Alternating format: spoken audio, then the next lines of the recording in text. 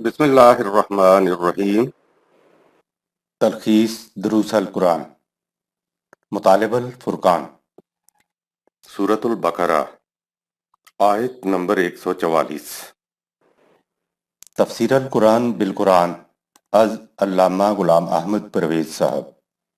اخذ و تلخیص محمد اکبر دکشت بھارتواج۔ نظر ثانی doctor Inam Ulhaq, M Phil P H D Islamic studies. سورۃ البقرہ، آیت نمبر 144۔ قد نرى تقلب وجهك في السماء فلنولينك قبلة ترضاها فول وجهك شطر المسجد الحرام وحيث ما كنتم فولوا وجوهكم شطره وَإِنَّ الَّذِينَ أُوتُوا الْكِتَابَ لَيَعْلَمُونَ أَنَّهُ الْحَقُّ مِنْ رَبِّهِمْ وَمَا اللَّهُ بِغَافِلٍ عَمَّا يَعْمَلُونَ۔ اے رسول، تیری شدت آرزو و اضطراب قلبی اور تیرے دل میں بار بار آرزو ابھرنے کی وجہ سے تیری نگاہیں ہم اپنی طرف اٹھتے دیکھ رہے ہیں کہ ہمارے نظام کے مرکز مکہ پر قبضہ و تصرف ہمارے دشمنوں کا ہے۔ اے بار الہ، اس کو ہماری تولیت میں لوٹا دے۔ سو ہم نے فیصلہ کر لیا کہ ہم تمہیں وہ قبلہ واپس تمہاری طرف لوٹا دیں گے جسے تم نظام خداوندی کے مرکز کے طور پر پسند کرتے ہو۔ تم اپنی تمام تر کوششوں کو اس نقطہ پر مرکوز کر دو کہ کعبہ کو آزاد کرانا ہے، لہٰذا تم دنیا کے کسی گوشے میں بھی ہو، تم اپنے نصب العین کا رخ اسی نقطہ پر رکھو، اور اہل کتاب جانتے ہیں کہ ان کے رب کی طرف سے تمہاری دعوت حق پر مبنی ہے، اور جو کچھ اہل کتاب کر رہے ہیں اللہ اس سے بے خبر نہیں ہے۔ کعبہ پر مشرکین کا کنٹرول اور آپ صلی اللہ علیہ وسلم کے دل میں گزرنے والے خیالات کی کیفیت۔ ہجرت ہو چکی تھی، نظام خداوندی قائم ہو چکا تھا، لیکن ابھی تک کعبہ پر تسلط و تولیت مخالفین کی تھی۔ دل میں واقعی یہ آرزو مچلنی چاہیے کہ جو ہمارے نظام کا مرکز محسوس ہے وہ ہمارے تسلط میں ہونا چاہیے۔ یہ آرزو، یہ تمنا فطری تھی۔ قرآن کریم میں کہا گیا کہ ہم یہ تمنا اور آرزو دیکھ رہے تھے۔ خدا تو ہر جگہ موجود ہے، لیکن خدا کے مقام بلند کی وجہ سے نگاہیں بار بار آسمان کی طرف اٹھ رہی تھیں کہ کعبہ ہماری تولیت میں ہونا چاہیے۔ آگے قرآن نے کہا گھبرانے کی ضرورت نہیں، عالمگیر دین کا جو مرکز ہم نے مقرر کیا ہے اس کو ہم تیری طرف لوٹا دیں گے۔ گویا مدینہ کی ابتدائی زندگی میں مکہ کے فتح کی بشارت دی جا رہی ہے کہ اس پر تمہارا ہی قبضہ ہوگا۔ جب تک کعبہ کا قبضہ نہیں لوٹتا اس وقت تک کرنے کا پروگرام یہ ہے کہ اپنی اور اپنی جماعت کی تمام تر توجہات کو اس بات کے اوپر مرکوز کر دو کہ اس پر ہمارا قبضہ ہو کر رہے گا۔ اس بات کو دہراتے رہو کہ کوئی بات نہیں، آج اگر غیروں کا قبضہ ہے تو کل اس پر ہمارا قبضہ ہو کر رہے گا، ہم نے اسے حاصل کر کے رہنا ہے۔ آپ نے دیکھا کہ خدا نے ایمان و نظریے سے کس طرح قلب کے اندر عمل کی تحریک پیدا کی۔ آگے ہے فَوَلِّ وَجْهَكَ شَطْرَ الْمَسْجِدِ الْحَرَامِ، سورہ 2 آیت نمبر 144۔ اگر یہاں تک ہی ہوتا تو اس میں نبی اکرم صلی اللہ علیہ وسلم کو خطاب ہے کہ تو اپنا رخ یا اپنی توجہات کا رخ اس طرف رکھ، تو یہ حکم صرف رسول اللہ صلی اللہ علیہ وسلم کے ساتھ مخصوص ہو جاتا۔ ویسے تو جو بات رسول سے کہی جائے وہ ساری امت کے لیے ہوتی ہیں، لیکن خدا نے بات کو مبہم نہ رہنے دیا اور کہا وَحَيْثُ مَا كُنْتُمْ فَوَلُّوا وُجُوهَكُمْ شَطْرَهُ، سورہ 2 آیت 144۔ اے جماعت مومنین، تم دنیا میں جہاں کہیں بھی ہو اپنی نگاہوں کا رخ، اپنی توجہات کا رخ اس طرف رکھو کہ کعبہ کو آزاد کرانا ہے۔ اس طرح کعبہ کے ساتھ جو ہم آہنگی لیڈر کی تھی وہی جماعت مومنین کی بھی پیدا ہو گئی۔ قرآن نے نظام خداوندی کا اصول بیان کیا کہ سب سے پہلے لیڈر اپنا رخ خدا کی بتائی ہوئی ہدایت کی طرف کرے، اس کے بعد جماعت بھی اپنے آپ کو لیڈر سے ہم آہنگ کر لے۔ لیڈر یعنی رسول اللہ صلی اللہ علیہ وسلم سے کہا کہ تم اپنی تمام تر توجہات کو کعبہ کو آزاد کرانے پر رکھو۔ اس کے بعد جماعت سے کہا کہ تم دنیا کے کسی بھی حصے میں ہو، اپنی نگاہ کعبہ کو آزاد کرانے پر رکھو۔ آیت نمبر 145۔ وَلَئِنْ أَتَيْتَ الَّذِينَ أُوتُوا الْكِتَابَ بِكُلِّ آيَةٍ مَا تَبِعُوا قِبْلَتَكَ وَمَا أَنْتَ بِتَابِعٍ قِبْلَتَهُمْ وَمَا بَعْضُهُمْ بِتَابِعٍ قِبْلَةَ بَعْضٍ وَلَئِنِ اتَّبَعْتَ أَهْوَاءَهُمْ مِنْ بَعْدِ مَا جَاءَكَ مِنَ الْعِلْمِ إِنَّكَ إِذًا لَّمِنَ الظَّالِمِينَ۔ اگر تم اہل کتاب کے سامنے ہر قسم کے دلائل بھی پیش کر دو تو بھی یہ تمہارے قبلہ کا اتباع نہیں کریں گے، اور نہ تم ان کے قبلہ کا اتباع کرنے والے بن سکتے ہو، اور نہ ہی وہ یہود و نصارہ ایک دوسرے کے قبلہ کی پیروی کرنے والے بن سکتے ہیں۔ اور اگر تم عالمگیر انسانیت کی بہبود کے اس علم کے بعد جو تمہارے پاس آ چکا ہے بالفرض محال ان کی خواہشوں کی پیروی کرو گے تو بلا شبہ تیرا شمار بھی ان ہی میں سے ہوگا جو قوانین خداوندی سے سرکشی اختیار کرتے ہیں۔ احوا خواہش نفس، جا آ گئی، آ گیا، بکل آیتن تمام تر نشانیاں، تمام تر دلائل و براہین۔ قرآن کریم نے قبلے کا لفظ ملت، ملک اور نظام کے معنوں میں لیا ہے۔ دلائل و براہین سے سمجھایا جا سکتا ہے، لیکن تعصب ایک ایسی چیز ہے کہ دلائل و براہین کی روح سے سمجھائی گئی بات کو تسلیم ہی نہیں کرنے دیتی۔ بنی اسرائیل کو معلوم تھا کہ کعبہ کی تعمیر حضرت ابراہیم نے کی تھی، لیکن جاننے کے باوجود کعبہ کا اتباع کرنے پر نہیں آ رہے تھے۔ ہم یہ بتاتے چلے آ رہے ہیں کہ قبلہ دراصل نظام کا شعار یعنی سمبل ہوتا ہے۔ اس کی دلیل یہ ہے کہ یہاں ہے ما تابعو قبلتک وما انت بتابع قبلتہم، سورہ 2 آیت 145۔ ان کا قبلہ گروہی و نسلی ہے، اس لیے تم بھی ان کے قبلہ کا اتباع کرنے والے نہیں۔ یہ یہود و نصارہ تمہاری مخالفت میں تو ایک ہو جاتے ہیں، لیکن ان کے تعصب کا یہ عالم ہے کہ یہ ایک دوسرے کے قبلے کا اتباع نہیں کرتے۔ اس آیت میں رسول اللہ صلی اللہ علیہ وسلم سے کہا گیا کہ اگر تم نے ان کی خواہش کے مطابق ان کے قبلے کا اتباع کیا تو تمہارا شمار ان میں ہوگا جو قوانین خداوندی یعنی نظام خداوندی سے سرکشی اختیار کرتے ہیں۔ قرآن نے یہود و نصارہ کے قبلہ کے اتباع کو نظام خداوندی سے بغاوت قرار دیا ہے، تو رسول اللہ صلی اللہ علیہ وسلم کس طرح ہجرت کے بعد 18 ماہ تک یا مکہ میں کیوں کر یہود کے قبلہ کا اتباع کر سکتے تھے؟ پیچھے آیت گزر چکی ہے کہ یہ یہود و نصارہ تم سے ہرگز راضی نہیں ہوں گے جب تک تم ان کی ملت کا اتباع نہ کرنے لگو، سورہ 2 آیت 120۔ یہاں سورہ 2 آیت 120 میں لفظ ملت ہے تو زیر غور آیت سورہ 2 آیت 145 میں اتباع قبلہ ہے۔ لہٰذا قبلہ کے معنی ملت ہی کے ہیں۔ یہی ہم کہتے چلے آ رہے ہیں کہ قبلہ کسی خاص مقام کا نام نہیں، کسی خاص سمت کا نام نہیں، کسی خاص رخ کا نام نہیں، یہ تو ملت کا نام ہے۔ کہا کہ یہ نماز میں کسی طرف منہ کرنے کی بات نہیں ہے، بلکہ کسی مرکز محسوس کی طرف رخ کرنے کا مطلب ہے کہ اس مرکز محسوس کے نظام کا بھی اتباع کرنا ہے۔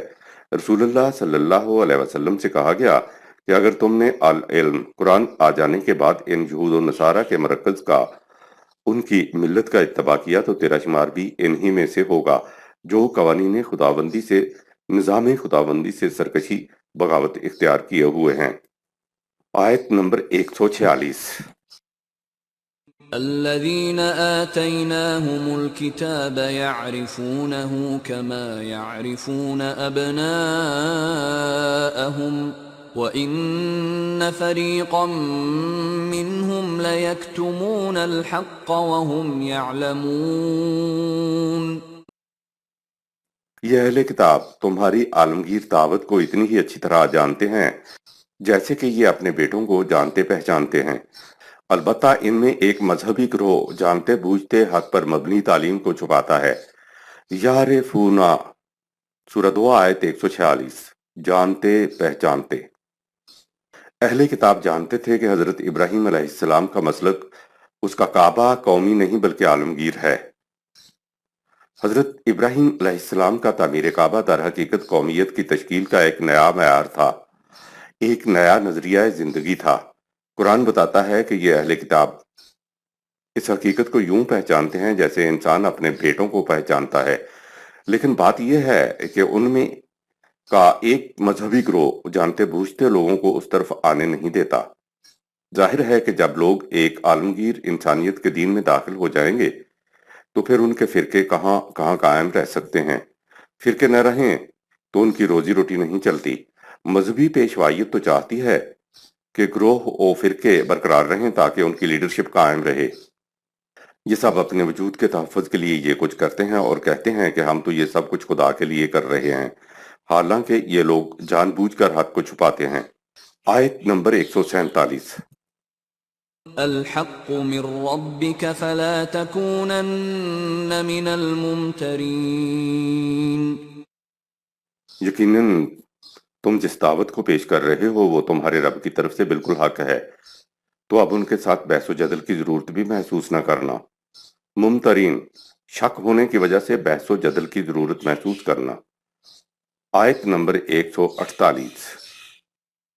وَلِكُلٍّ وِجْهَةٌ هُوَ مُوَلِّيهَا فَاسْتَبِقُوا الْخَيْرَاتِ أَيْنَمَا تَكُونُوا يَأْتِ بِكُمُ اللَّهُ جَمِيعًا إِنَّ اللَّهَ عَلَى كُلِّ شَيْءٍ قَدِيرٌ۔ تعین مرکز مقصود بے ذات نہیں ہوتا، کیونکہ ہر ایک قوم نے اپنا رخ کرنے کے لیے کوئی نہ کوئی مرکز اپنے لیے تجویز کر رکھا ہے۔ دیکھنا یہ ہوتا ہے کہ بھلائی کے کاموں اور اپنی ذات میں وسعتیں پیدا کرنے میں تم یکجہتی سے دیگر اقوام سے کس قدر آگے بڑھتے ہو۔ تم دنیا میں جہاں کہیں بھی ہوگے اللہ تم سب کو یک رخ کر دے گا۔ بے شک خدا کا قانون ہر شے کے اندازوں اور پیمانوں سے واقف ہے اور ان پر پورا پورا کنٹرول بھی رکھتا ہے۔ کعبے کا مقام عطا کرنے کا پیمانہ اور اس کا محسوس معیار۔ کعبہ کی اہمیت بتائی کہ تم دنیا کے کسی گوشے میں بھی ہو اس کو اپنی نگاہوں کا مرکز بنائے رکھو۔ سورہ 2 آیت 144۔ لیکن یہ خیال دل سے نکالنے کے لیے کہ کہیں تم اس کو مقصود بے ذات نہ سمجھ لو کہ یہ اینٹ اور پتھروں کا ایک مکان جس کی طرف ہم نمازوں میں رخ کر لیتے ہیں، تو اس کا مقصد، اس نظریہ کا مقصد بس اتنا ہی ہے، اور یہ نہ سمجھ لینا کہ ہمارا مرکز محسوس کعبہ ہے تو ہم دنیا سے افضل ہو گئے ہیں۔ یہ بات نہیں ہے۔ ہر قوم نے اپنے لیے ایک مرکز تجویز کر رکھا ہے، اس کی حیثیت اتنی سی ہے، اس سے زیادہ نہیں ہے۔ بتایا کہ اس سے مراد وہ نظریہ ہے جو تمہیں قرآن میں دیا گیا ہے۔ اس نظریے کا مقصود فَاسْتَبِقُوا الْخَيْرَاتِ سورہ 2 آیت 148 ہے کہ تم نوع انسانی کے بھلائی کے کاموں میں کتنا آگے بڑھتے چلے جاتے ہو۔ کعبہ کی ساری اہمیت یہ ہے کہ اس کے مقصود کو یعنی اس کے نظریے کو سامنے رکھتے ہوئے آگے بڑھتے چلے جاؤ۔ نماز میں اس کی طرف رخ کر لیا اور سمجھنے لگے کہ ہم نے بہت نیکی کا کام کر لیا، یہ بات نہیں ہے۔ نظام میں کعبہ کی بھی اہمیت ہے اور اس کی طرف رخ کرنے کی بھی، اور نظام کے باقی اجزاء کی بھی۔ نظام میں چھوٹی چھوٹی باتوں کی بھی اہمیت ہوتی ہے۔ ایک سپاہی جب نظام کا حصہ ہوتا ہے تو اس کے بوٹ، تسموں کی گرہ، لباس کی صفائی، ٹوپی، یہاں تک کہ بالوں کی حجامت کی بھی اہمیت ہوتی ہے، کیونکہ ان سب کا ایک مجموعی نتیجہ ڈسپلن نکل رہا ہوتا ہے۔ لیکن فوج سے نوکری پوری کرنے کے بعد اس کی زندگی میں ان باتوں کی کوئی اہمیت نہیں رہتی۔ اگر کوئی ٹوپی پہن کر ہاتھ میں چھڑی لے کر گلی میں لیفٹ رائٹ کرتا پھرے اور پوچھنے پر کہے کہ میں پاکستانی فوج کے فرائض کی ادائیگی کر رہا ہوں، تو اس کو سب پاگل ہی کہیں گے۔ کہ دنیا میں تم جہاں کہیں بھی ہو اپنا رخ اس کی طرف رکھو، لیکن اس کو مقصود بے ذات نہیں بتایا، مقصود بالذات بتایا ہے کہ کعبہ کے نظریہ کے محاصل کو یعنی فاستبقوا الخیرات میں آگے بڑھو، نوع انسانی کی ہمدردی اور منافت اور دوسروں کی غمخواری کرنے میں ایک دوسرے سے آگے بڑھو۔ ویسے تو مختلف ممالک کے فوجیوں کی وردیوں کے رنگ مختلف ہوتے ہیں، رنگ مقصود بالذات نہیں ہے۔ مقصود بالذات تو یہ ہے کہ جس مقصد کے لیے وردی پہنی ہے اس مقصد کو تم کتنا پورا کرتے ہو۔ لفظ خیر کی جمع خیرات ہے، خیر ہی سے لفظ اختیار ہے، لہٰذا فاستبقوا الخیرات سے مراد ہے کہ تم نوع انسانی کی آزادی میں اضافہ کرتے چلے جاؤ، غلامی کی زنجیروں کو توڑتے چلے جاؤ، آزادیوں کو برقرار رکھتے چلے جاؤ۔ اس آیت کی مزید وضاحت اسی سورہ میں آگے آیت 177 میں آ رہی ہے۔ آیت نمبر 149۔ ومن حيث خرجت فول وجهك شطر المسجد الحرام وإنه للحق من ربك وما الله بغافل عما تعملون۔ بھلائی کے کاموں کی خاطر تم کسی مقام سے بھی آگے بڑھنے کے لیے عملی قدم اٹھاؤ۔ تم مسجد حرام ہی کے پروگرام کو اپنی توجہات کا مرکز بنائے رکھو، بے شک یہ تیرے رب کی طرف سے مبنی بر حقیقت پروگرام ہے، اور جو کچھ کام تم کرتے ہو اللہ کے قانون مکافات کی نگاہوں سے وہ پوشیدہ نہیں ہیں۔ آیت نمبر 150۔ ومن حيث خرجت فول وجهك شطر المسجد الحرام وحيث ما كنتم فولوا وجوهكم شطره لئلا يكون للناس عليكم حجة إلا الذين ظلموا منهم فلا تخشوهم واخشوني ولأتم نعمتي عليكم ولعلكم تهتدون۔ پھر سن لو، بھلائی کے کاموں کی خاطر تم دنیا میں کسی مقام سے بھی آگے بڑھنے کے لیے اپنا عملی قدم اٹھاؤ۔ مسجد حرام کے پروگرام ہی کو اطاعت کے لیے اپنی توجہ کا مرکز بنائے رکھو۔ اگر تم نے ایسا کیا تو تمہاری صحیح و عمل کے درخشندہ نتائج تمہارے نظام کی صداقت کی دلیل بن جائیں گے، اور کسی کو بھی تمہارے خلاف ایک لفظ تک کہنے کی جرت نہ ہوگی، مگر جو لوگ حق و انصاف کی راہوں سے بہت دور نکل گئے ہیں ان سے ڈرو۔ ڈرو تو صرف اس بات سے کہ قانون خداوندی کا دامن اطاعت تمہارے ہاتھ سے نہ چھوٹ جائے۔ یہ ضابطہ حیات دیا ہی ہم نے اس لیے ہے کہ تمہیں زندگی کی تمام خوشگواریاں حاصل ہوں اور تم راہ یاب ہو جاؤ۔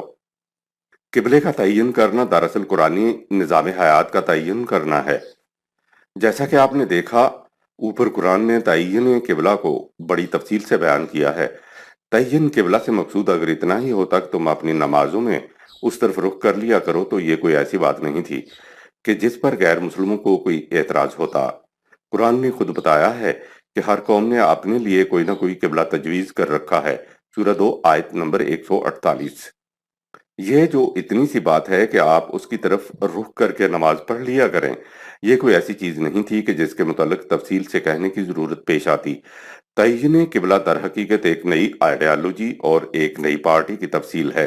یہ ایک ایسے نظام کا اعلان تھا، ایک ایسی پارٹی کی تفصیل کا اعلان تھا جو باقی دنیا سے بالکل الگ تھی۔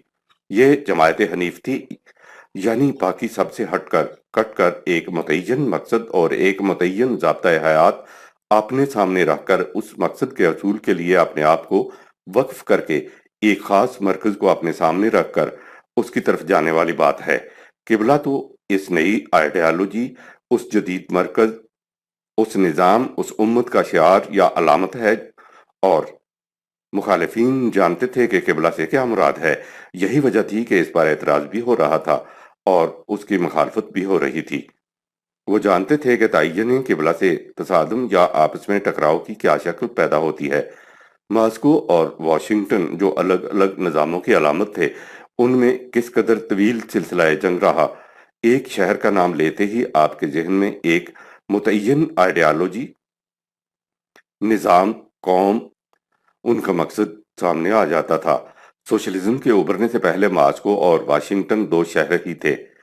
جب سوشلسٹوں نے قدم بڑھائے تو ماسکو نظام سوشلزم اور واشنگٹن نظام سرمایہ داری کی علامت بن کر رہ گئے۔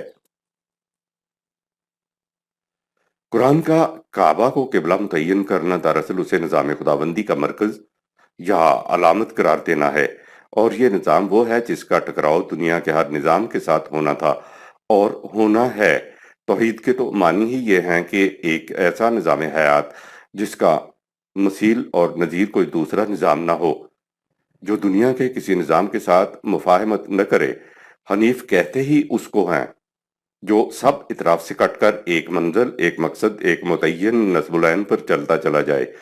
نظام خداوندی تو آتا ہی اس لیے ہے کہ دنیا کے نظاموں کے ساتھ ٹکر لے، یہ تو پھر ساری دنیا کے خلاف اعلان جنگ ہے، اور یہ بات مخالفین کو بھی معلوم تھی۔ آیت نمبر 151۔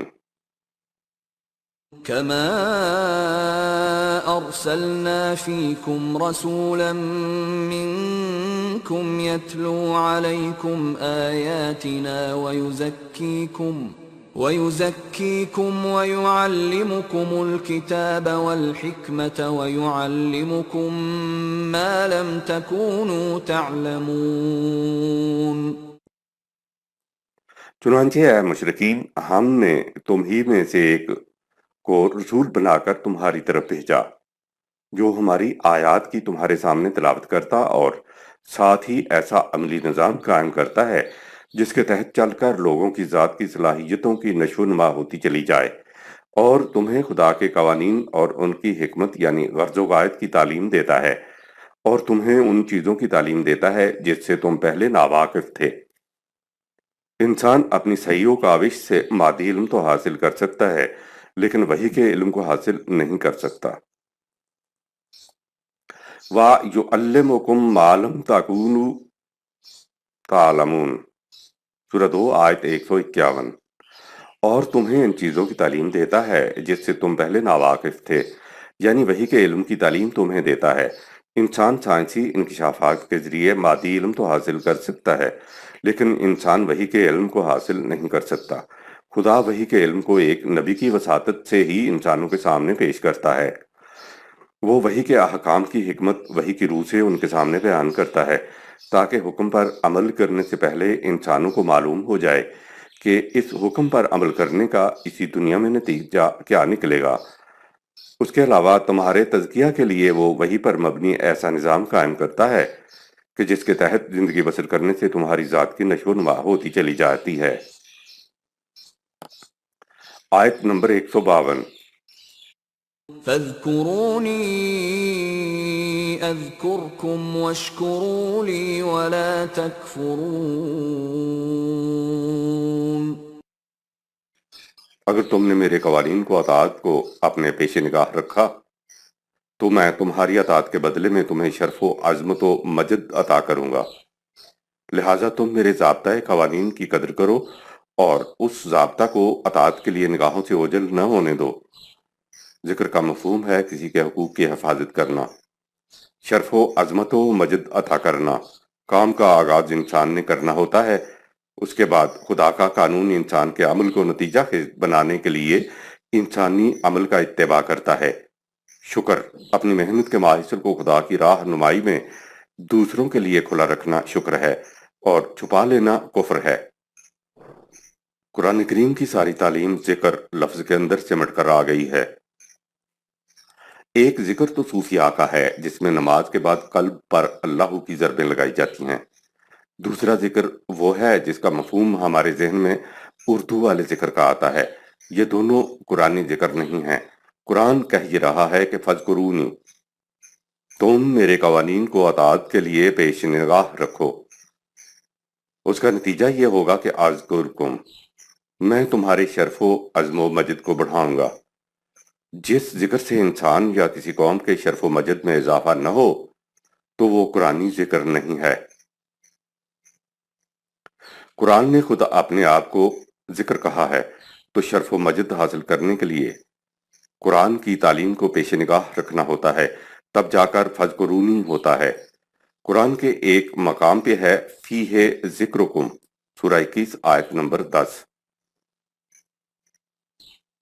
اس قرآن میں تمہارا ہی شرف و مجد، عزت و احترام کی باتیں ہیں، یعنی تم اس پر عمل کرو گے تو دنیا بھر میں اعلون یعنی سب سے بلند ہو جاؤ گے۔ دوسرے مقام پہ ہے حاذا ذکر مم معیا و ذکر من قبلی، سورہ 21 آیت نمبر 24۔ یہ ان کے لیے بھی باعث شرف تھا جنہوں نے پہلے اسے اختیار کیا، اور تمہارے لیے بھی ہے۔ ذکر کے معنی پوری تفصیل کے ساتھ ملاحظہ فرمائیں اسی سورت کی آیت سورہ 2 آیت نمبر 3 کے تحت۔ آیت نمبر 153۔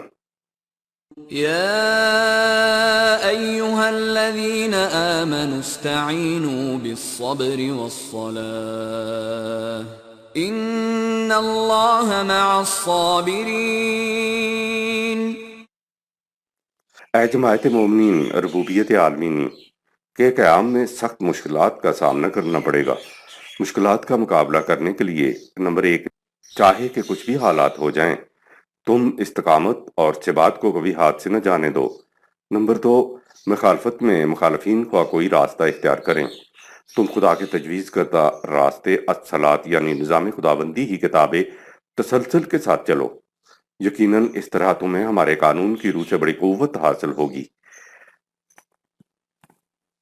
استعانت بالصبر والصلاۃ، یہ 3 الفاظ ہیں۔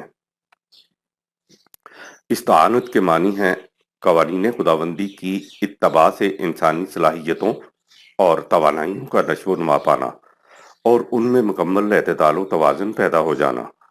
نمبر 2، صبر کے معنی ہے خطرات کے مقابلے میں اپنے موقف پر اس طرح جم کر کھڑے ہو جانا کہ پائے استقامت میں ذرا سی لغزش بھی نہ آنے پائے، اپنی ذات کو ایسا متوازن بنا لینا کہ حوادث زمانہ کے ہچکولے اسے ذرا بھی ڈاواڈول نہ کر سکیں۔ نمبر 3، الصلاۃ کے معنی ہیں نظام خداوندی کا مسلسل اور تواتر کے ساتھ اتباع کرتے چلے جانا، کسی کے ساتھ بالالتزام وابستہ اور پیوست رہنا۔ صلاۃ کی مزید وضاحت کے لیے دیکھیے اسی سورہ کی آیت نمبر 3 کے تحت۔ قبلہ کی غرض و غایت نظام ربوبیت ہے جس کو قائم کرنے میں بڑی مشکلات کا سامنا کرنا پڑتا ہے۔ تعین قبلہ کے فوراً بعد یہ آیت آئی ہے جس میں بتایا گیا ہے کہ نظام خداوندی قائم کرنا بڑا ہی مشکل کام ہے، اس کے لیے تمہیں مدد کی ضرورت ہوگی۔ مدد کی صورت یہ ہے کہ نظام خداوندی قائم کرنے کے لیے اپنے موقف پر جم کر کھڑے رہو۔ پہلا کرنے کا کام تو یہ ہے کہ تمہارے پایہ استقلال میں لغزش نہ آنے پائے۔ دوسرا کام یہ ہے کہ تم نظام خداوندی قائم کرو تاکہ معاشرہ اس کے تابع اپنی زندگی بسر کر کے اپنی جسمانی اور ذات کی صلاحیتوں کی نشو و نما کرتا چلا جائے۔ جسمانی اور ذات کی صلاحیتوں میں نشو و نما کی وجہ سے تم میں مشکلات سے نبرد آزما ہونے کی قوت پیدا ہو جائے گی۔ نظام خداوندی کا مقصود و منتہا قرآن نے اپنی پہلی آیت میں الحمدللہ رب العالمین کہہ کر بتا دیا کہ یہ ہے قرآنی نظام کا مقصود۔ قرآنی نظام کی اطاعت کرنا ہی دراصل عبادت خداوندی ہے۔ ہم سے کہلوایا گیا ایاک نعبد، یہ کہلوانے کے بعد ایک ہی سانس میں کہا ایاک نستعین، سورہ 2 آیت نمبر 4۔ نعبد یعنی عبادت خداوندی یا نظام خداوندی کو قائم کرنا اور اس پر چلنا اتنا مشکل کام ہے جس کے لیے تمہیں مدد کی ضرورت پڑے گی، ورنہ نعبدو تم نہیں کر سکو گے۔ نعبدو سے اگر تم نے پوجا پاٹ اور پرستش مراد لی تو ہاں تم یہ کسی مخالفت کے بغیر کر سکو گے۔ اگر نعبدو سے محض نماز پڑھنا مراد ہوتا تو اس کے لیے تو کسی قسم کی استعانت کی ضرورت نہیں ہے، یہ تو کام ہی مشکل نہیں، کوئی روکتا ہی نہیں۔ ایاک نعبدو کے قرآنی معنی ہم صرف تیرے ہی قوانین کی محکومیت اختیار کرتے ہیں، دنیا میں ہم کسی کو حاکم تسلیم ہی نہیں کرتے، تو یہ تو سیدھا اعلان ہے۔ اور جنگ میں تو صبر یعنی استقامت کی ضرورت پڑتی ہے، اس لیے نعبدو کے ساتھ ہی نستعین آیا ہے۔ بالکل اسی طرح تعین قبلہ کے فوراً بعد آیا ہے یا ایھا الذین آمنوا استعینوا بالصبر والصلاۃ، مدد طلب کرو تمہیں اس چیز کی ضرورت پڑے گی۔ کیا جماعت مومنین بیٹھ کر دعائیں مانگا کرے؟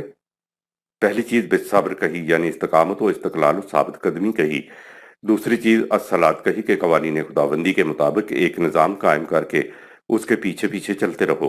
یہ تو کام تم نے کر لیے تو تمہیں نابودو کرنے میں جو مشکلات سامنے آئیں گی وہ آسان ہو جائیں گی۔ اپنے موقف پر جم کر کھڑا ہوا جائے تو فرشتوں کا نزول ہوتا۔ سورہ 41 آیت نمبر 30۔ فرشتے استقامت و استقلال سے جم کر کھڑے رہنے والے مومنین کے دلوں میں سکون و طمانینت انڈیل دیتے ہیں۔ یہ ہے جسے استعانت کہا گیا ہے۔ آیت نمبر 154۔ ولا تقولوا لمن يقتل في سبيل الله أموات بل أحياء ولكن لا تشعرون۔ جو لوگ نظام خداوندی کے قیام و بقا کی جد و جہد میں قتل ہو جائیں ان کو مردہ نہ کہو بلکہ وہ زندہ ہیں، لیکن تم اپنے موجودہ شعور کی سطح پر ان کی زندگی کو محسوس نہیں کر سکتے۔ زندگی ہر آن سر بکف رہنے کا نام ہے۔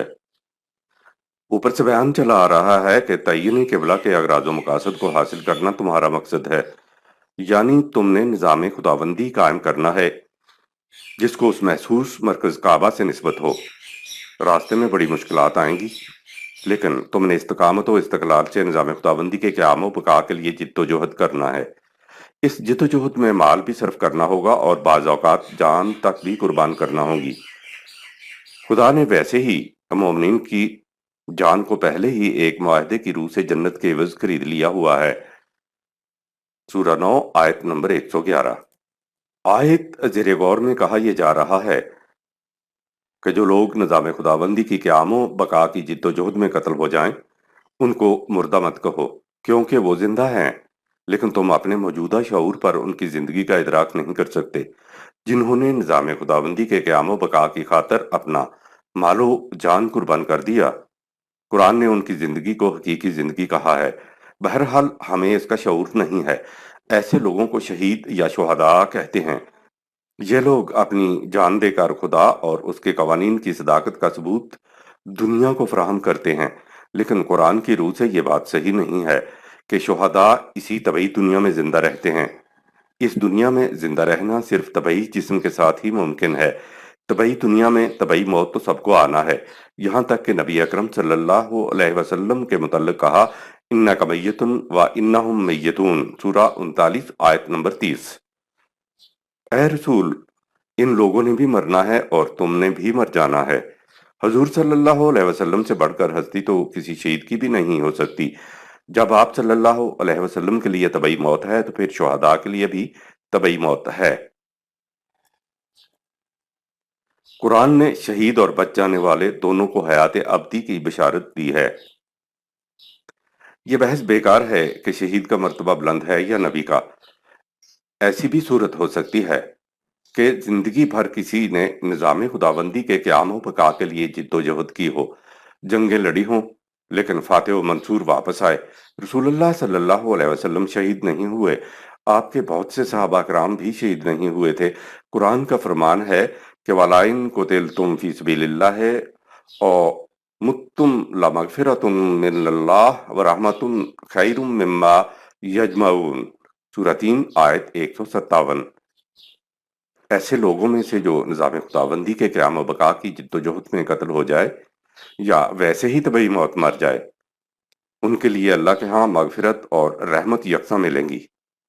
ایک اور مقام پہ ہے ومن يقاتل في سبيل الله فيقتل أو يغلب فسوف نؤتيه أجرا عظيما، سورہ 4 آیت نمبر 74۔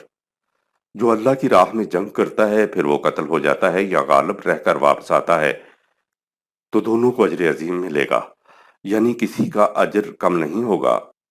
جو لوگ راہ خدا میں شہید ہو جاتے ہیں ان کو دنیا والوں کے متعلق خدا کے انتظام کی وجہ سے خبر ملتی رہتی ہے۔ سورہ 3 آیت 171۔ بہرحال شہداء ہوں یا ویسے ہی طبعی موت مر جانے والے ہوں، ان کا اس دنیا سے کوئی تعلق نہیں رہتا۔ وہ دنیا میں رہنے والوں کو کسی قسم کا نفع و نقصان نہیں پہنچا سکتے۔ یہ جو مزاروں کے بارے میں خوش عقیدگیاں پیدا کر لی جاتی ہیں، ان کے بارے میں کہا اگر تم ان کو پکارو تو یہ تمہاری پکار کو سن نہیں سکتے، اگر بفرض محال سن بھی لیں تو ان میں سے کوئی تمہاری بات کا جواب نہیں دے سکتے۔ سورہ 35 آیت نمبر 14۔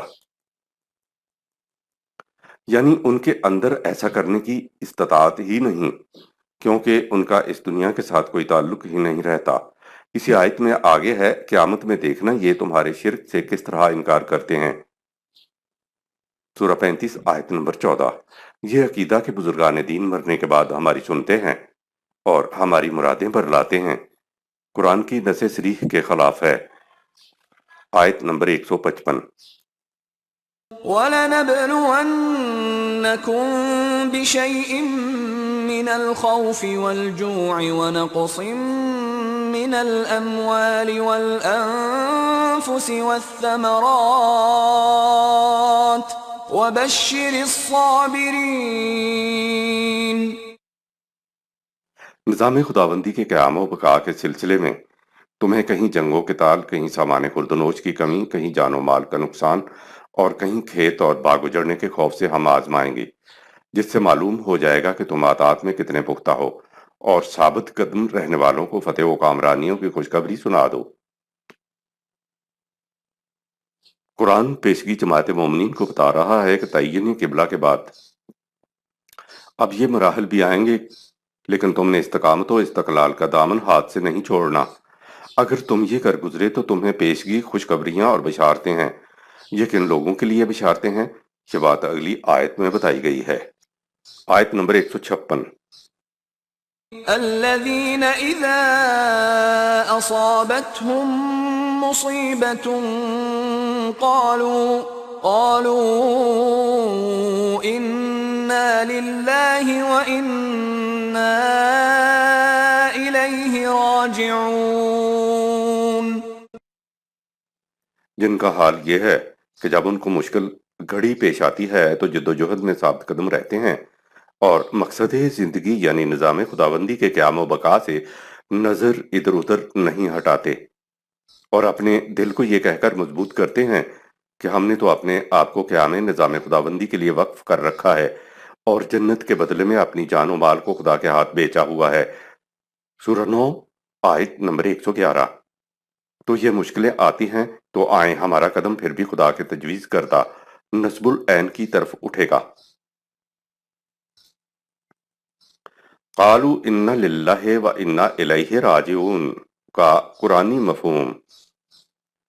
جب کوئی مر جائے اور ہمیں خبر پہنچے تو ہماری زبان پہ پہلے الفاظ یہ آتے ہیں، قالوا انا للہ و انا الیہ راجعون، سورہ 2 آیت نمبر 156۔ اور ان الفاظ سے عمومی مفہوم ہوتا ہے کہ ہم اللہ کے لیے ہیں اور مرنے کے بعد ہم سبھی اسی کی طرف چلے جائیں گے۔ اس آیت کو سمجھنے کے لیے پچھلی آیت کے الفاظ وَبَشِّرِ الصَّابِرِينَ سورہ 2 آیت 155 بھی ساتھ رکھیے، کیونکہ آیت کے بعد فل سٹاپ نہیں ہے۔ اب مفہوم یہ ہو جائے گا کہ جن لوگوں کو بشارتیں دی جاتی ہیں ان کی خصوصیت یہ ہے کہ وہ اپنے موقف پر صبر یعنی استقامت و استقلال سے جمے رہتے ہیں۔ جب بھی ان پر کچھ بیتتی ہے، کوئی حادثہ پیش آتا ہے، مشکلات و مصائب آتے ہیں، تو وہ گھبراتے نہیں، بلکہ اپنے دل کو مضبوط کرنے کے لیے اور اپنے آپ کو ثابت قدم رکھنے کے لیے اپنے آپ سے کہتے ہیں کہ ہم نے تو اپنے آپ کو قیام نظام خداوندی کے لیے وقف کر رکھا ہے، اور جنت کے بدلے میں اپنی جان و مال کو خدا کے ہاتھ بیچا ہوا ہے۔ سورہ 9 آیت نمبر 111۔ تو مشکلیں آتی ہیں تو آئیں، ہمارا قدم پھر بھی خدا کے تجویز کردہ نصب العین کی طرف اٹھتا رہے گا۔ یہ صابرین کا بڑا انقلابی نعرہ ہے جسے ہم کسی کے مرنے پر ادا کر دیتے ہیں۔ حضرت ابراہیم علیہ السلام کا انقلابی نعرہ ان الفاظ میں ہے، قُلْ إِنَّ صَلَاتِي وَنُسُكِي وَمَحْيَايَ وَمَمَاتِي لِلَّهِ رَبِّ الْعَالَمِينَ، سورہ 6 آیت نمبر 162۔ میرے تمام فرائض زندگی اور ان کے ادا کرنے کے طور طریقے اور میرا مرنا اور جینا خدا کے تجویز کردہ پروگرام کی تکمیل کے لیے وقف ہے۔ آیت نمبر 157۔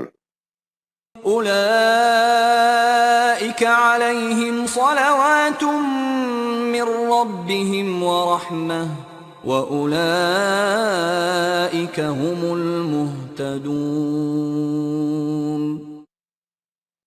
یہی ہیں ثابت قدم رہنے والے وہ لوگ جو اپنے رب کے نزدیک مستحق ہزار تبریک و تحسین ہیں۔ انہی کے لیے سامان نشو و نما کی فراوانیاں اور لطف و کرم کی بارشیں ہیں، اور یہی ہیں وہ لوگ جو سیدھی راہ پر چلتے ہوئے اپنی منزل مقصود پر پہنچ جائیں گے۔ صلاۃ تحسین، تبریک و تہنیت، شاباش، حوصلہ افزائی، مدد کرنا، تائید کرنا۔ صلات کا ترجمہ درود کیا جاتا ہے، جو نہ اردو کا لفظ ہے نہ عربی کا۔ پچھلی آیت میں تو صابرین کے عزم مصمم کو ظاہر کیا گیا تھا، اور اس آیت میں صابرین کے صلہ کا ذکر ہے کہ ان کے لیے سامان نشو و نما کی فراوانیاں اور لطف و کرم کی بارشیں ہیں، اور مزید خوشخبری یہ ہے کہ یہی وہ لوگ ہیں جو سیدھی راہ پر چلتے ہوئے اپنی منزل مقصود پر پہنچ جائیں گے۔ جس طرح نماز لفظ عربی زبان کا لفظ نہیں ہے، اسی طرح درود لفظ بھی عربی یا اردو کا لفظ نہیں ہے۔ یہ دونوں لفظ قدیم فارسی زبان پہلوی کے الفاظ ہیں۔ پہلی بات تو یہ ہے کہ ہم نے صلات اور صلو علیہ کا ترجمہ فارسی زبان میں نماز اور درود کر لیا ہے۔ مجوسی، جنہیں آج پاکستان میں پارسی کہتے ہیں اور آج بھی اپنی پرستش کو نماز اور جو نماز میں دعائیں مانگتے ہیں ان کو درود کہتے ہیں۔ درود شریف کی برکات، اس کے فوائد، اس سے جو نیکیاں ملتی ہیں، اس سے جو ثواب ملتا ہے، اس کا چرچا ہم سب کی زبان پر ہے۔ ہمارے دل کی گہرائیوں میں تحت شعور کے اندر درود شریف کی عظمت، رفعت، فضیلت جاگزیں ہے۔ درود کے مروجہ مفہوم پر ایک نظر۔ مروجہ درود کو سمجھنے کے لیے ہم سورہ الاحزاب کی آیت کو سامنے لاتے ہیں کہ ان اللہ و ملائکاتہ یصلون علی النبی یا ایھا الذین آمنوا صلوا علیہ، سورہ 33 آیت نمبر 56۔ اس کا عمومی ترجمہ ہے اللہ اور اس کے فرشتے نبی پر درود بھیجتے ہیں، اے ایمان والو تم بھی اس پر درود بھیجو۔ اس حکم کی تعمیل ہم درود ابراہیمی پڑھ کر کرتے ہیں، یا گانے کی طرز پر جو درود بنی ہوئی ہیں ان کو گا کر درود بھیجتے ہیں۔ آیت کے الفاظ مومنین کو حکم دے رہے ہیں کہ نبی پر صلات یعنی درود بھیجو، لیکن ہم خود بھیجنے کی بجائے کہتے ہیں اللہم صلی علی محمد، اے اللہ تو درود بھیج محمد صلی اللہ علیہ وسلم پر۔ خدا سے ہم کیوں کہتے ہیں جبکہ خدا تو ہم سے کہہ رہا ہے کہ صلات بھیجو؟ پھر ہم سوا لاکھ مرتبہ کی تسبیحوں پہ تسبیحیاں یہ کہتے ہوئے پوری کرتے ہیں کہ اے اللہ تو محمد پر درود بھیج۔ جب کوئی شخص غور و فکر کرتا ہے تو وہ ٹھٹک کے رہ جاتا ہے کہ یہ کیا بات ہوئی کہ خدا ہم سے کہہ رہا ہے اور ہم الٹے خدا سے کہہ رہے ہیں۔ اسی سورت الاحزاب کی آیت سورہ 33 آیت 56 میں کہا گیا ہے کہ اللہ اور اس کے فرشتے نبی پر درود بھیجتے ہیں، تو اسی سورہ کی دوسری آیت میں هو الذی یصلی علیکم وملائکتہ، سورہ 33 آیت نمبر 43، وہی الفاظ ہیں کہ اے جماعت مومنین خدا اور اس کے فرشتے بھی تم پر درود بھیجتے ہیں۔ یعنی خدا اور فرشتوں کا درود بھیجنا صرف نبی اکرم صلی اللہ علیہ وسلم کے ساتھ ہی مخصوص نہیں ہے، خدا اور اس کے فرشتے تو جماعت مومنین پر بھی درود بھیجتے ہیں۔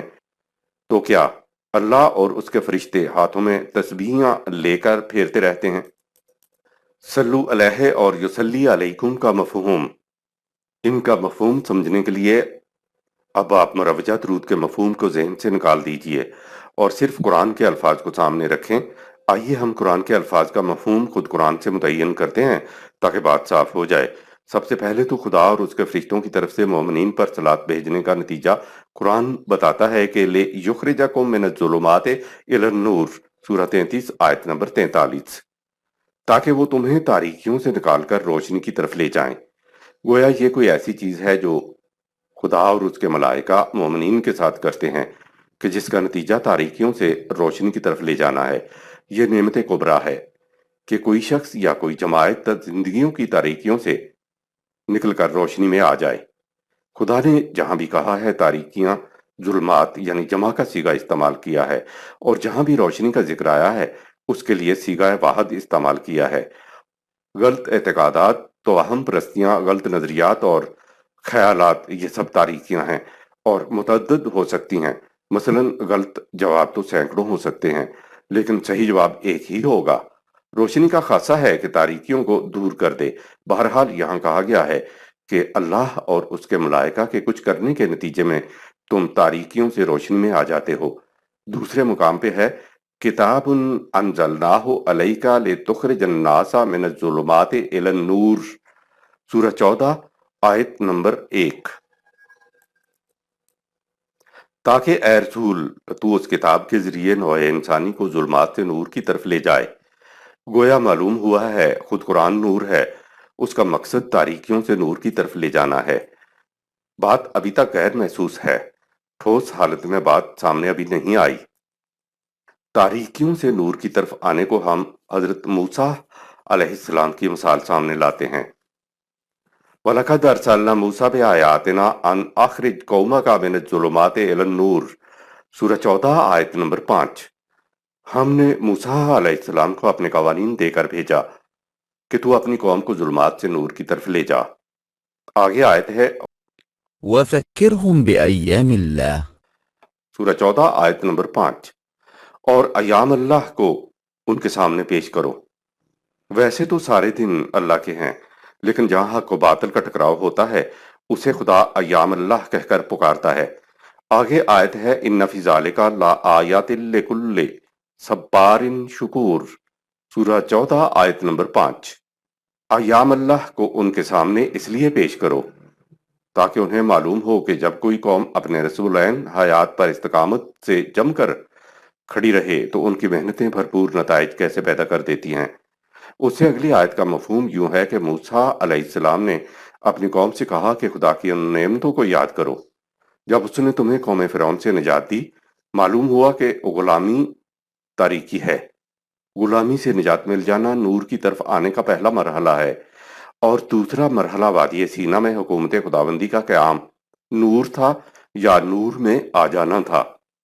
خدا اور اس کے ملائکہ کی اصلاحات کا نتیجہ تاریکیوں سے نور کی طرف آنا اب محسوس شکل میں ہمارے سامنے آ گیا کہ خدا اور اس کے ملائکہ کی اصلاحات غلامی سے نجات دلاتی ہے اور نظام خداوندی کا قیام ممکن بناتی ہے۔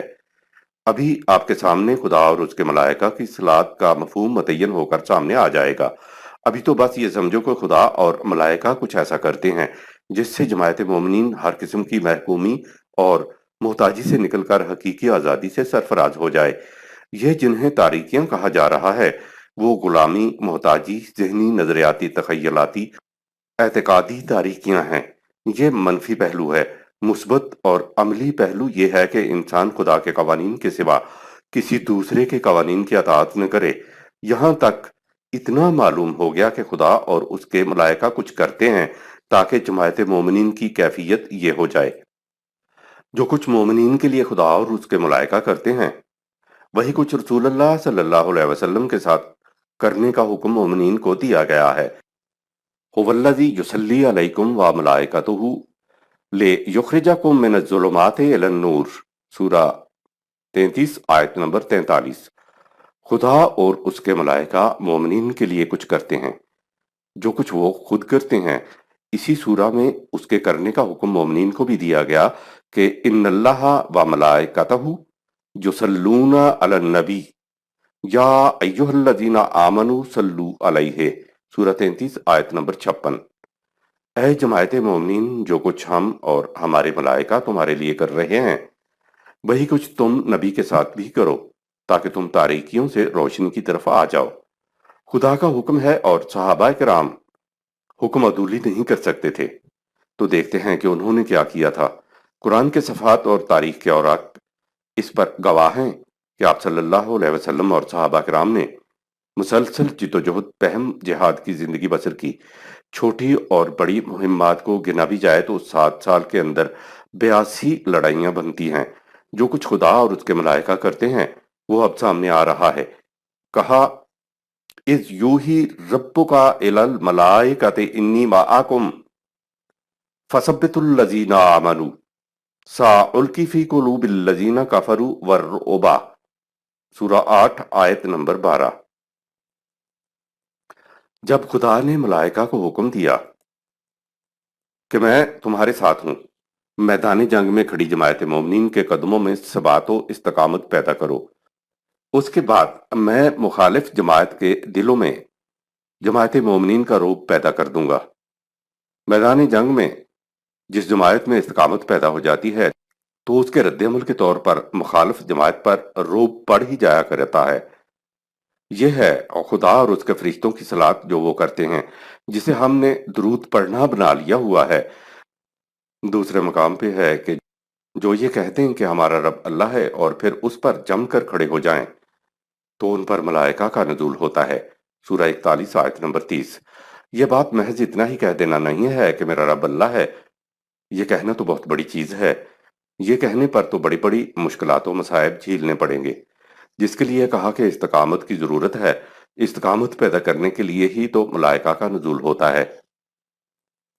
خدا نے کائناتی اور نفسیاتی قوتوں سے ہم آہنگ قوانین انسان کو عطا کیے ہیں، اور سلِ اعلیٰ کا مفہوم عربی زبان میں سلی کے بعد جب اعلیٰ آتا ہے تو معنی ہوتے ہیں پروان چڑھانا، نشو و نما دینا، کامیاب بنانا، حوصلہ افزائی کرنا، تبریک و تحسین کرنا، شاباش دینا۔ ہم سمجھتے ہیں کہ اگر لفظ کے صحیح معنی سامنے آ جائیں تو کتنی ہی مشکلات تو یوں حل ہو جاتی ہیں۔ یہ حق کی آئیڈیالوجی پر مبنی ایک نظام ہے جس کی تشکیل و قیام و استحکام کے لیے جماعت مومنین میدان میں آئی ہے۔ خدا نے انسانی معاشرے میں نظام خداوندی قائم کرنے کے لیے کائناتی اور نفسیاتی قوتوں کے ساتھ ہم آہنگ قوانین عطا کیے ہیں۔ انسان جب ان قوانین کے مطابق عمل کرتا ہے تو اس کا عمل نہ صرف کائناتی قوتوں کے ساتھ ہم آہنگ ہو جاتا ہے بلکہ اس کی نفسیاتی قوتیں بھی اس کے ساتھ ہم رکاب ہو جاتی ہیں، جس سے ان کے قلوب کے اندر ایک تبدیلی پیدا ہو جاتی ہے۔ خدا کی کائناتی قوتیں اور انسان کی نفسیاتی قوتیں ساتھ ہوں تو یہ انسان کی نشو و نما میں ممد و معاون ہو جاتی ہیں۔ پھر ایسے اعمال کی ساری تقویتیں، برکتیں اور قوتوں کے نتیجے میں جو فوائد حاصل ہوتے ہیں وہ سب کو حاصل ہوتے ہیں۔ اس طرح صلی اللہ کا پروگرام پروان چڑھتا ہے، یعنی مومنین کامیاب ہوتے ہیں، ان کی نشو و نما ہوتی ہے، اور جب یہ کچھ کرتے ہوئے آگے بڑھیں گے تو خدا اور اس کے فرشتے ان کے اوپر تحسین و آفرین کے پھول برسائیں گے۔ عام زبان کے اعتبار سے اس کے لیے حوصلہ افزائی کے الفاظ ہیں۔ جب مصائب اور مشکلات کا ہجوم سامنے آتا ہے تو مردانہ وار آگے بڑھتے مومنین کو فرشتے کہیں گے، تحسین و آفرین ہو تم پر کہ تم نے یہ کچھ کر کے دکھا دیا، شاباش، تم خوش و خرم رہو۔ یہ ہے عربی میں مفہوم جو صلی اللہ ادا کرتا ہے۔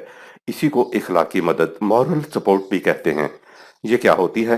یہ کہ آپ ان کی تائید کرتے ہیں، آپ ان کی حوصلہ افزائی کرتے ہیں، اور اگلا قدم یہ کہ ان کی کامیابی کے لیے، ان کے مشن کو پروان چڑھانے کے لیے، نشو و نما کے لیے یہ لفظ صلی اللہ ہے۔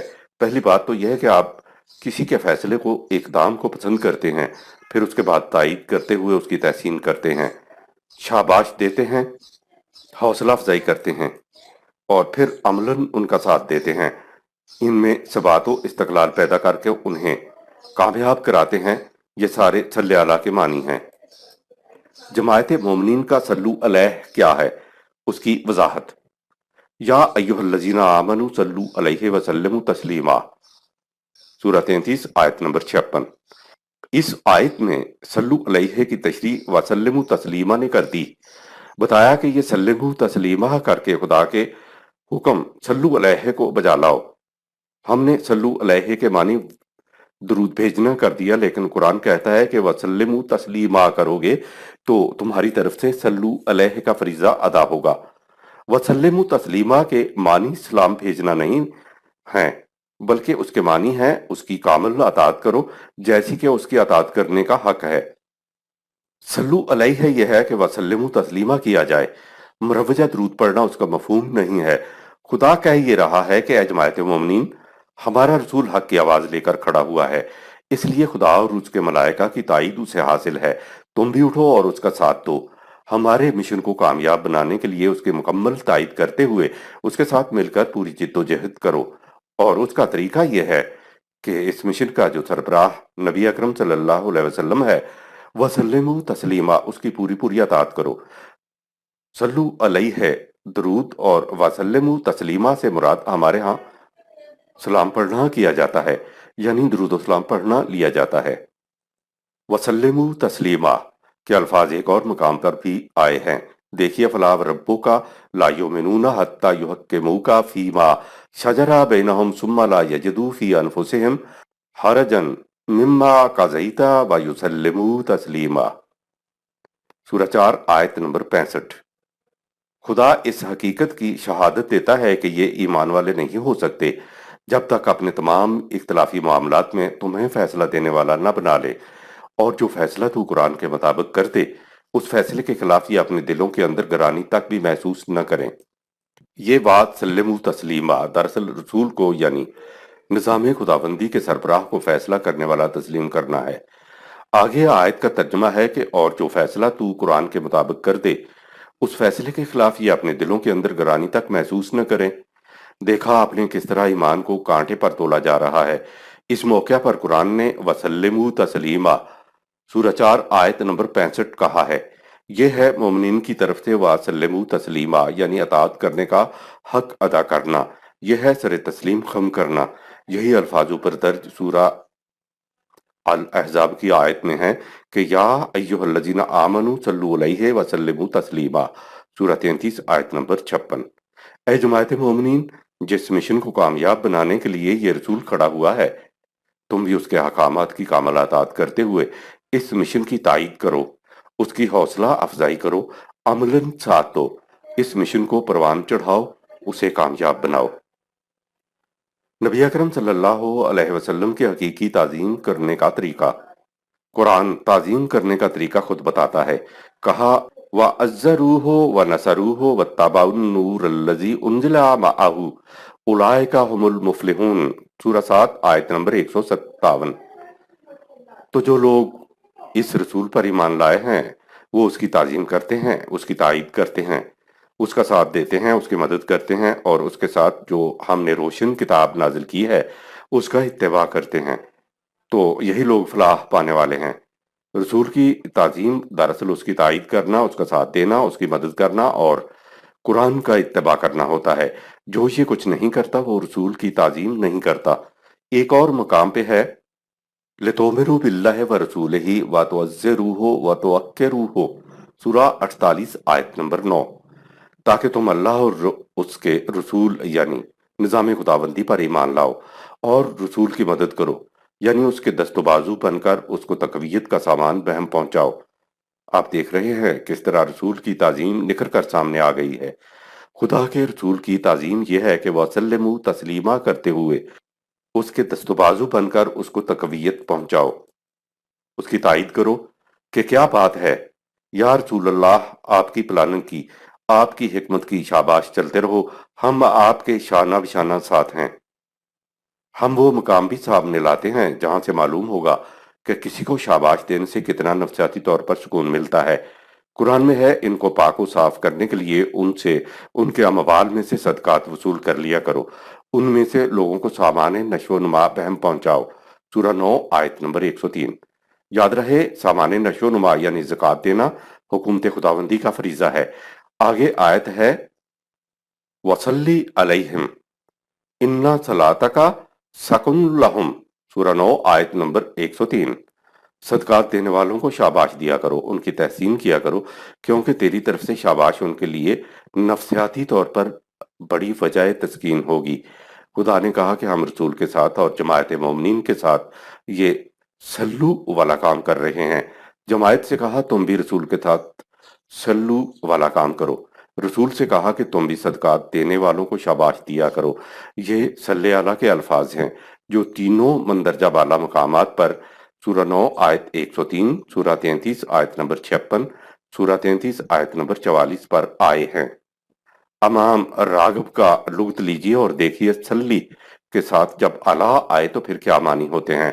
سلام بھیجنے کی اور درود پڑھنے کی تو بات ہی نہیں ہے، صلی علی محمد تک تو وہ بات ہے جو قرآن نے کہی ہے، آگے وہ آل محمد کا اضافہ ہم نے خود کر لیا ہے۔ کیا صلو علیہ وسلم تسلیمہ صرف نبی اکرم صلی اللہ علیہ وسلم کی ذات کے لیے مخصوص ہے؟ محمد صلی اللہ علیہ وسلم کے بارے میں قرآن نے کہا محمد صلی اللہ علیہ وسلم بجز نیست کہ یہ خدا کا پیغام پہنچانے والا ہے۔ اس سے قبل بھی اس قسم کے پیغمبران آئے اور اپنا وقت گزارنے کے بعد دنیا سے چلے گئے۔ کل کو یہ بھی مر جائے یا قتل کر دیا جائے تو پھر یہ کیا تم سمجھو گے کہ جب رسول ہی نہیں رہا تو اب کیسا اسلام اور تم اپنی باطل روش کی طرف لوٹ جاؤ گے؟ تو جو کوئی ایسا کرے گا وہ اپنا ہی نقصان کرے گا سورہ 3 آیت نمبر 144۔ گویا اسلام نے قرآن کی تعلیم نے قیامت تک رہنا ہے، تو اب رسول کے دنیا سے چلے جانے کے بعد رسول کی وہ حیثیت نہیں رہی جو اس کی دنیاوی زندگی میں تھی۔ اب جو بھی نظام خداوندی کا سربراہ ہوگا، یہ آیت اس کے لیے بھی ہے۔ خدا اور اس کے فرشتے نظام خداوندی کے سربراہ پر اسی طرح صلو علیہ کریں گے جس طرح نبی اکرم صلی اللہ علیہ وسلم کی زندگی میں آپ صلی اللہ علیہ وسلم پر خدا اور اس کے فرشتے کرتے تھے۔ مومنین پر بھی خدا اور اس کے فرشتے ہو والذی یصلی علیکم و ملائکتہ، سورہ 33 آیت نمبر 44۔ قیامت تک ہوتا رہے گا، اور جماعت مومنین اپنے سربراہ کے ساتھ وسلموا تسلیما، سورہ نمبر 33 آیت 56 اور سورہ نمبر 4 آیت 65 کرتے رہیں گے، یعنی ان کی اطاعت کرتے ہوئے ان کے دست و بازو بنتے رہیں گے۔ قرآن قیامت تک کے لیے ہے تو یہ سلسلہ جاری رہے گا۔ نبی رسول تو نہیں آئیں گے، لیکن حضور صلی اللہ علیہ وسلم نے رسالت کا فریضہ اسی قرآن کے ذریعے ادا کیا تھا، اور قرآن قیامت تک کے لیے محفوظ ہے۔